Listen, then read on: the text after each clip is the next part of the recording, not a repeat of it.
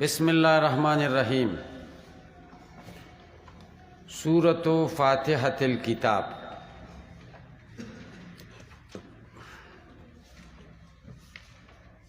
د خطبے نه بعد سورۃ الفاتحه آغاز د دې ځای کیږي۔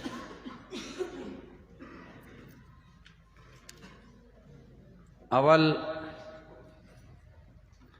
د سورۃ فاتحۃ الکتاب نواخلا تر بسم اللہ الرحمن الرحیم پوری دا علامہ بیضاوی غرض بیان د څوارلسو اسماء د سورۃ الفاتحه ده او تاسو پوهیږئ چې کثرت د اسامیو دا دلالت کوي په شرف د مسما، دیو جنا څوارلس نمونه د سورۃ الفاتحه ذکر کړي۔ اول نمبر سورۃ فاتحۃ الکتاب، دویم ام القرآن، دریم اساس، سلورم سورۃ الکنز، پنځم سورۃ الواقعہ، شپږم سورۃ الکافیہ، وم سورۃ الحمد، اتم سورۃ الشکر، نهم سورۃ الدعاء، لسم سورۃ تعلیم المسئلہ، یولسم سورۃ الصلاۃ، دولسم سورۃ الشافیہ، دیارلسم سورۃ الشفاء، څوارلسم السبع المثانی۔ دا څوارلس نمونه ذکر کړي او د دوی وجوه د تسمیه هم ذکر کړي، لکه سورت تا ام القرآن وی، فاتحۃ الکتاب ورته ولی وی، هغه وجوه د تسمیه ذکر کړي۔ تاسو کتاب ته متوجه شئ، خدا یاد ساتئ آخره کې به یو خبره وکړي چې سبع المثانی ورته ځکه وایي چې په مانځه کې مکرره ویل کیږي یا په انزال کې مکرره ده، یو ځل مکه مکرمه کې نازل شوی، یو ځل مدینه کې۔ بیا د ده رجحان د علامه دې طرف ته دی چې د دې یو ځل نزول شوی دی په مکه مکرمه کې، په هغې دلیل پیش کوي، نو دا صورت مکی صورت شي۔ دا زده کوي مکی صورت څه ته وایي او مدني صورت څه ته وایي۔ مشهوره خدا ده چې مکی صورت هغې ته وایي چې مکه کې نازل شوی، مدني صورت هغې ته وایي چې مدینه منوره کې نازل شوی۔ خدا اگر چې مشهوره ده خو صحیح خبره نه ده، ځکه ډېر صورتونه داسې دي چې هغه سفر کې نازل شوي دي، د مکې مکرمې او مدینې منورې نه بهر نازل شوي۔ یو دویم دا دی ډېر داسې آیاتونه دي چې هغه په مکه کې نازل شوي دي او موږ ورته مدني وایو، نو دې دپاره ښه طریقه دا ده چې مکی هغې صورتونو ته وایي چې د هجرت نه مخکې نازل شوي، که په مکه کې، که په لاره کې، که مکې نه بهري، که سفر کې۔ مدني صورتونه هغې ته وایي او آیاتونه چې مدینه منوره کې نازل شي، چې هجرت نه بعد نازل شوي، مدینه منوره کې نازل شوي، که سفر کې نازل شوي او که مکه کې نازل شوي۔ تاسو په دې خبره پوه شئ؟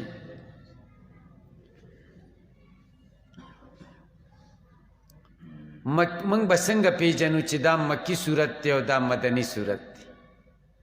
دې دپاره دوه قسمه قاعدې دي، یو اکثري قواعد دي، یو کلی قواعد دي۔ کلی قواعد هغه چې د هغې نه تخلف نه کیږي، چې دا شی پکې و نو دا به مکی، چې دا شی پکې و نو دا به مدني۔ اکثري قواعد دا معنا چې دا سیز پکې و نو اکثره داسې صورت مکی، دا سیز پکې راغلی نو اکثره دا صورت مدني، تخلف تم کله کله کیږي، دې ته اکثري قواعد وایي۔ د مکی صورت او مدنی صورت د پاره کلی قواعد. اوله قاعده دا ده کم صورت کې چې د کلا لفظ راغلی هغه مکی صورت کلا. د کلا لفظ 33 کرتا په 15 صورتونو کې راغلی دی. دویمه قاعده کم صورت چې په هغې کې د سجدې آیت نازل شوی وي هغه به مکی صورت وي. دریمه قاعده هر صورت چې په هغې کې د آدم علیه السلام واقعه ذکر وي نو هغه به مکی صورت وي د بقرې نه بغیر. څلورمه قاعده هر صورت چې په هغې کې جهاد وي د جهاد بیان یا به مدني صورت وي. پنځمه قاعده هر صورت چې په هغې کې د منافقینو بیان یا هغه به مدني صورت وي. سورة العنکبوت نه علاوه دا مکی صورت دی خو د منافقینو تذکره پکې ده. بعضې وخت کې داسې یو صورت مکی صورت وي آیاتونه پکې مدني راغلي نو هغې ته به بیا مونږ مکی وایو که مدني صورت به ورته وایو. درې قوله دي. یو قول دا دی چې اکثر آیاتونه پکې مکی و نو هغې ته به مکی وایو، چې اکثر آیاتونه پکې مدني و نو هغې ته به موږ مدني وایو. ایوه خبره شو. دویم قول دا دی چې ابتدا ته به ګورو شروع د مکی آیاتونو نه شوې که مدني نه. مکی نه شوې ده نو مکی دی او مدني نه شوې ده نو مدني دی. دریم قول دا دی چې انتها ته به ګورې اختتام د مکی آیاتونو نه شوی نو مکی به وي که اختتام مدني آیاتونو نه شوی نو مدني به وي. دا اکثری کلی قواعد شو. دویم نمبر اکثری قواعد مکی صورتونو کې اکثره خطاب کیږي په یا ایها الناس سره، مدنی صورتونو کې اکثره خطاب کیږي یا ایها الذین آمنوا کی. خدا اکثری قاعده ده ځکه سورت بقره مدنی صورت ته یا ایها الناس سره پکې خطاب شوی. دویم اکثری قاعده دا ده د مکی صورتونو آیاتونه ډیری او مختصری او د مدنی صورتونو آیاتونه لږي او اوږده اوږده آیاتونه وي. دریمه قاعده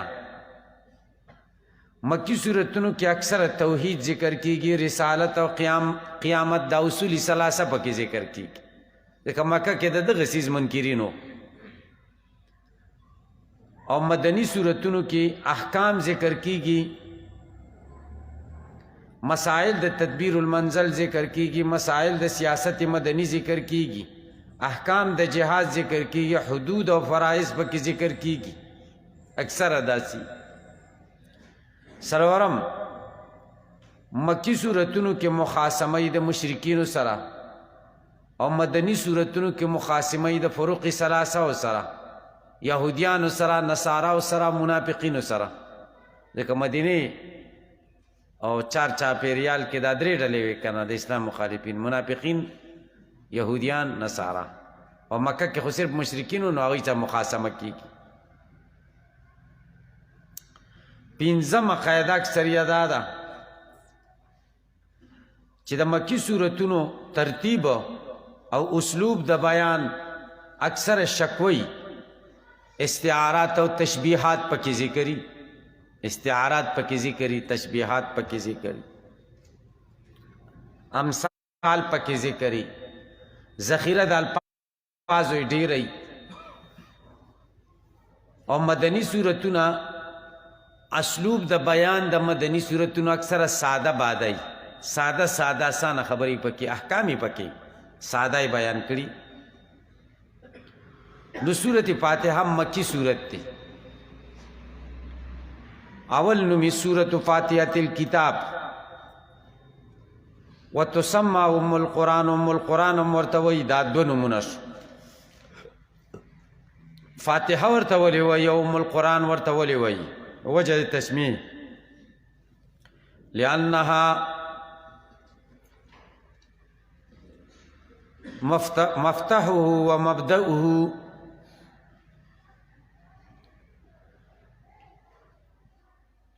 ځکه چې دا صورت شروع د کتاب دا مفتتحه و مبدأه دا یا د اسم مفعول صیغه دا یا د اسم مکان دا یا مصدر میمی دی ځکه دا افتتاح د قرآن د سورت فاتحه نه د نو فاتحه ورته ځکه وایي فتح کلاوېدو ته وایي زد انغلاق راځي بندېدو ته وایي نو قرآن چې کلاو کې نو نظر دې په دې لګېږي نو ځکه ورته فاتحة الکتاب وایي و مبدأه شروع هم دا نو چې شروع شوه فکأنها اصله و منشأه گویا کې دا صورت فاتحه اصل د قرآن شو منشأ د قرآن شو نو ځکه ورته ام القرآن هم وایي دا د دوو نومونو وجه د تسمیې شو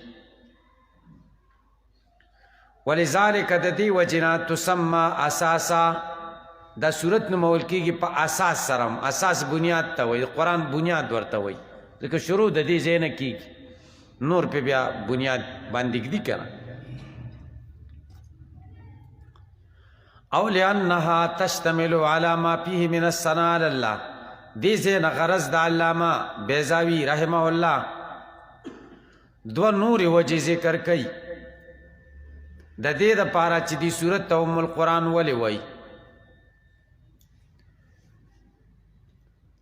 او لأنها سره یوه وجه ذکر کوي دویمه وجه او على جملة معانیه سره ذکر کوي اولې وجه مطلب دا دی چې قرآن کریم کې سدي هغه ټول صورت فاتحه کې شته نو ځکه ورته ام القرآن وایي قرآن کریم کې سدي ثنا علی الله د خدای صفت تعبد بامر الله و نهیه ځان ښه کول چې د خدای اوامر ومني او د خدای د نواهیو نه ځان وساتي دریم د وعد بیان دی پکې که ښه دې وکړل جنت به درکړي که بد دې وکړه دوزخ به درکړي وعید دا خبرې دي قرآن کې کنه ټول قرآن دې نه را تاویږي او دا خبرې په صورت فاتحه کې هم شته که نه الحمدلله رب العالمین الرحمن الرحیم مالک یوم الدین دا ثنا علی الله شوه ایاک نعبد و ایاک نستعین دا تعبد بامر الله و نهیه شو صراط الذین انعمت علیهم دا بیان د وعد شو غیر المغضوب علیهم ولا الضالین دا بیان د وعید شو نو ټول قرآن پکې راغونډ شه که نه ځکه ورته ام القرآن وایي ګورئ او یا د دې وجې نه لأن دا صورت فاتحه تشتمل و مشتمله ده علی ما په څه فیه چې په دې قرآن کې سدي پکې من الثناء علی الله عز وجل ثنا د الله جل شانه والتعبد بامره ځان ذلیل کول په امر منلو د الله و نهی او د ځان ساتلو د نهی د منهیاتو د الله نه دوه شو دریم و بیان وعده او بیان د وعد د الله تعالی نیکانو ته و بیان و وعیده او بیان د وعید بدانو ته او ما د تو خود چې دا څلور وانه په فاتحه کې شته که او علی جملة معانیه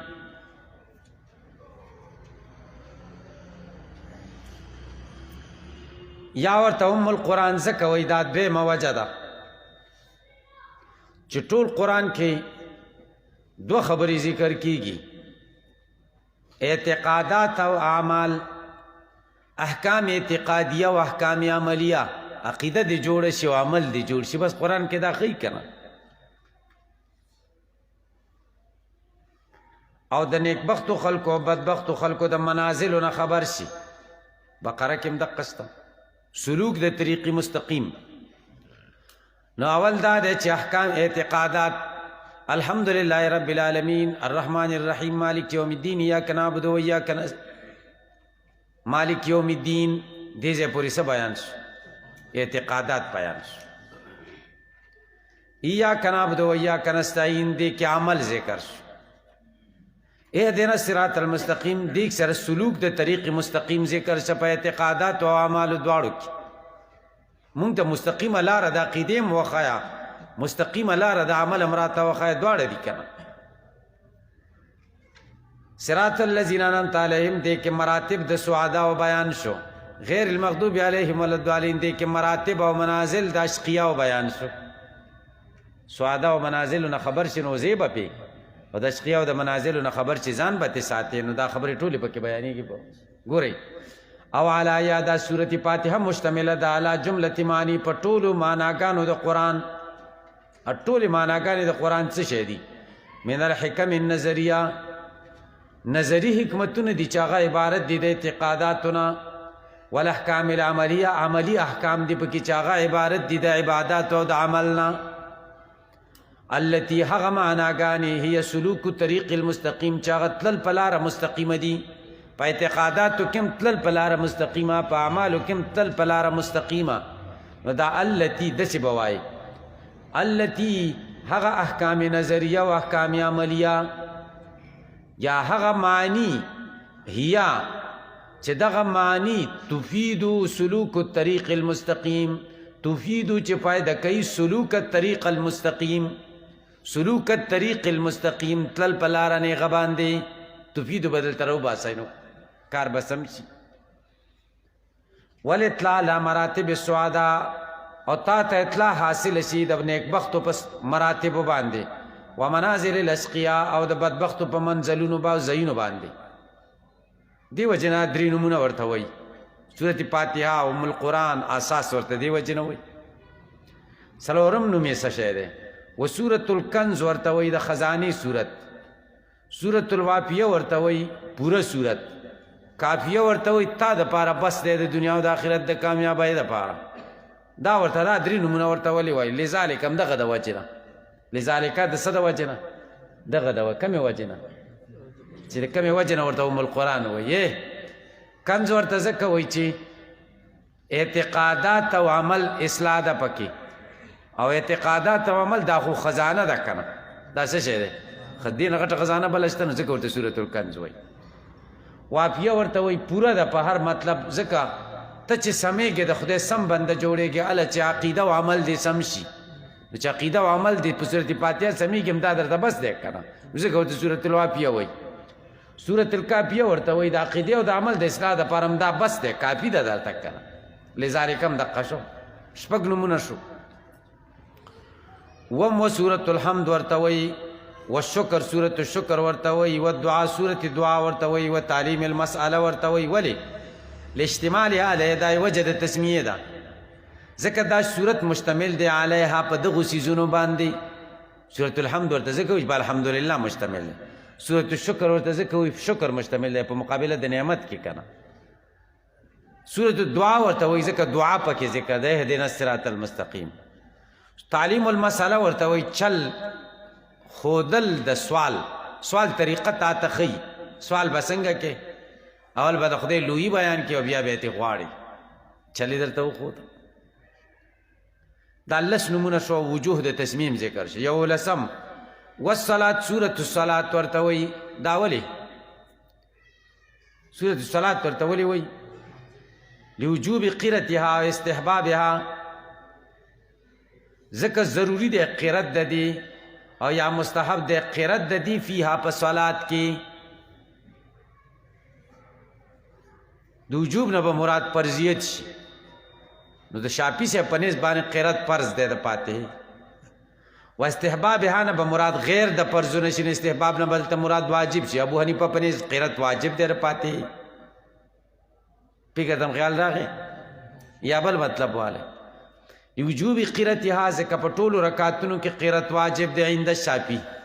و استحبابها فيها، او یادا چې دو کې واجب دی او په دو کې د فرض او مستحب دی، په اخرانو کې کرا فقه زمونږ دا قول شته که نه؟ فيها په دې کې دواړه ته مراد کېدی شي. دا 11 نومونه شو. والشافیه ورته وایي، والشفا ورته وایي. ولې؟ شافیه او شفا دا دوه نومونه ورته ولې اخلي؟ د قول علیه السلام د وجه د دې قول د نبی صلی الله علیه وسلم نه، هي شفاء من کل دا. دا سورت فاتحه شفا ده د هر مرض، هر مرض نه پکې سړی روغېږي. ابو سعید خدری حدیث تاسو ته معلوم دی که نه؟ سړی چې دا ګوره ښه شعور سره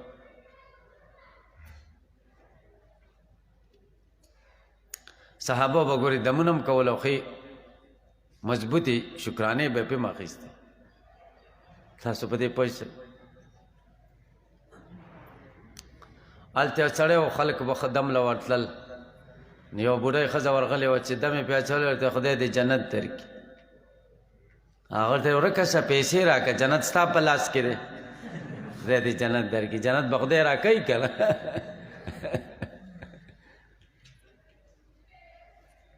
نو دېرس ګټانې ته په شکرانه کې اخیستې وه سړی پې روغ شوی و نو ځکه ورته صورت الشفا وایي.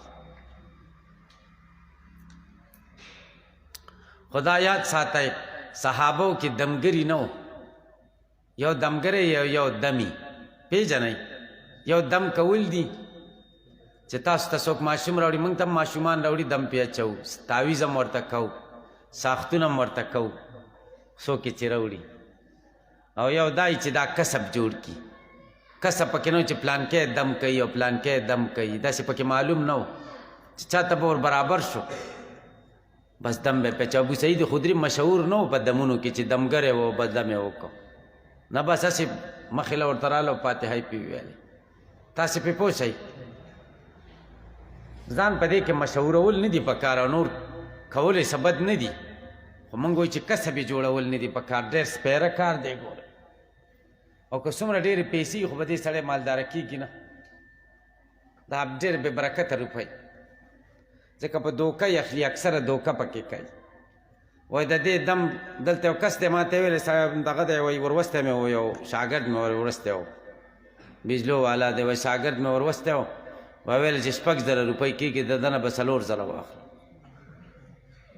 ستا به ډېر خاطر وکړم 4,000 به ترې واخلم. نو دا څنګه دم دی ایله هوا ده دم خو عرض دی اذا وجده په تلاشه ډېر قیمتي نه دی 4,000 روپۍ چې دوه وارې دوه کسان راغله د ورځې نو دا څومره روپۍ شي. زموږ د ټولې میاشتې تنخوا دومره نه ده.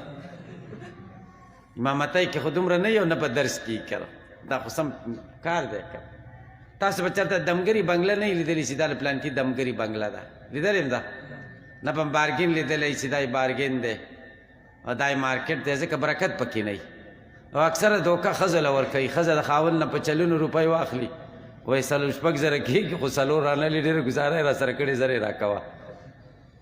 تاسې پې پوه شئ دم کوئ که چا څه در کول خیر دی او که نه یې در کول نو میت یې غواړي.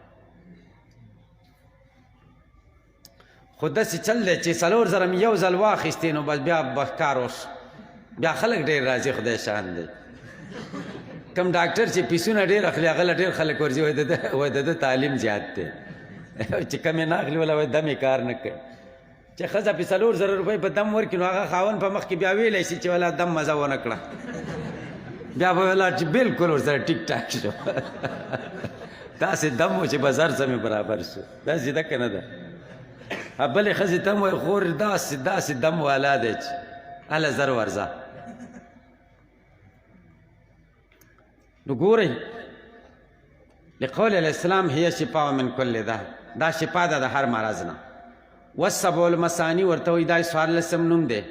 7 ورته ولې وایي او مثاني ورته ولې وایي 7 ورته ځکه وایي لأنها 7 آیات بالاتفاق ځکه دا 7 آیاتونه دي په اتفاق سره خو اختلاف په کم ځای کې دی اختلاف په دې ځای کې دی الا خو مګر دومره خبره ده ان منهم بعضې د دې عالمانو نه من هغه دي عدت تسمیت آیتا چې تسمیه مستقل آیت شمار کړی دون انعمت علیهم انعمت علیهم آیت نه دی شمار کړی. شوافی داسې کوي بسم الله ته آیت وایي انعمت علیهم باندې آیت نه کوي دا ټول یو آیت دی وایي. ومنهم من عکس بعضې داسې دي چې هغوی عکس کړی احنافو عکس کړی نو ځکه ورته دغه وایي دا 7 وایي چې 7 آیتونه دي. مثانی ورته ولې وایي ځکه مثانی جمع د مثنا ده. مثنا اسم مفعول دی لکه مناهي چې جمع د منها ده. بار بار شوي سیس ته مثنا وایي بار بار کړل شوي شي ته مثنا وایي مثنا.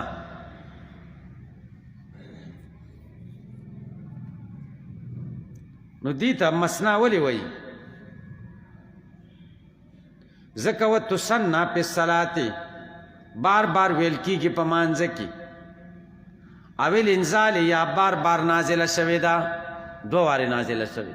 دلته به تاسو یو اعتراض وارد شي، هغه دا ده چې دا تسنا خو د فی الصلات سره لګېږي، خو د اول انزال سره خو نه لګېږي، ځکه مضارع صیغه ده که نه.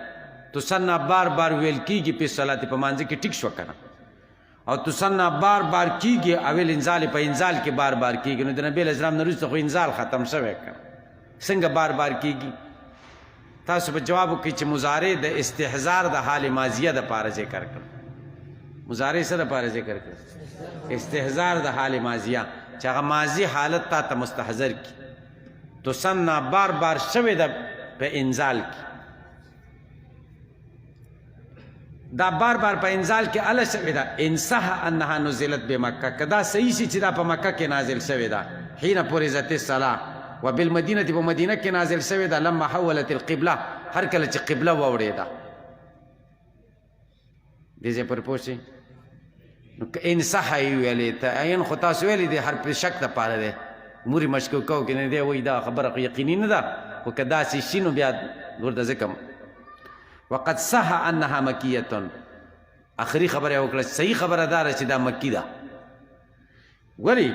لقوله تعالی، د وجه د دې قول د الله تعالی نه، ولقد آتیناک سبعا من المثانی.